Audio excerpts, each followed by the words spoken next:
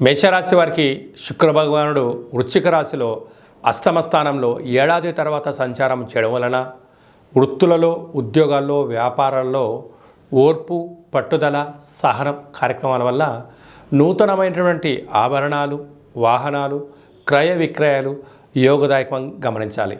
Software ఉద్యోగస్తులు, hardware ఉద్యోగస్తులు, వ్యవసాయ సోదరీమణులు, గృహ భవన నిర్మాణ కార్యక్రమాలు చేసేటువంటి వారికి కూడా ఇది చాలా మంచి కాలము అని చెప్పి గమనించాలి.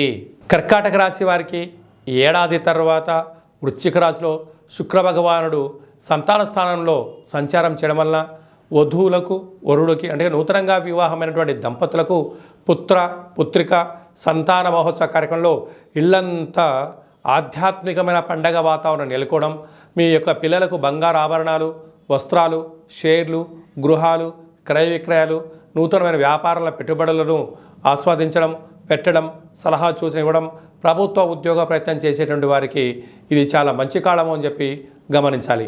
ఒకవైపు అష్టమ స్థాన శని సంచార స్థితి జరిగినను ఆధ్యాత్మికంగా, భక్తిభావంగా, ధర్మబద్ధంగా ఉండడం వలన అనంతమైన సంపద మీ సొంతం కాబోతుందని చెప్పి గమనించాలి. తులారాశి వారికి ఏడాది తర్వాత శుక్ర భగవానుడు వృశ్చిక రాశిలో సంచారం చేయడం వలన ధనపరమైనటువంటి ఇబ్బందులు పొంచి ఉన్నాయి.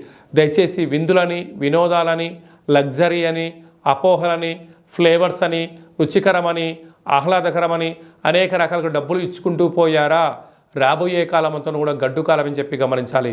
దీపం ఉండగానే ఇల్లు చక్కబెట్టుకోవాలి. అలాగనే ధనం వచ్చినప్పుడు దాన్ని దాచుకోగలగాలి. స్థిర చరాస్తులు సొంతం చేసుకోగలిగినట్లయితే యోగదాయకం.